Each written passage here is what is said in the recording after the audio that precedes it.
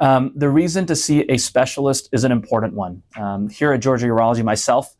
and a few of my colleagues specialize in male fertility care, which means that we have gone through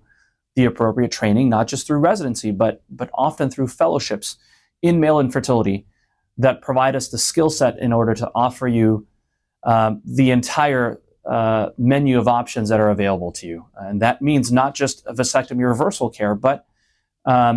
fertility care as a whole when it comes to other options other than a vasectomy reversal, but also hormonal care as well as comprehensive fertility care rather than just a quick vasectomy reversal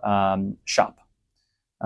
We perform this procedure in the right way every single time, which is why it takes the time that it takes and the diligence that it takes to do the job the right way. This is another reason to see a male fertility specialist, because in the event that you don't have success with your vasectomy reversal,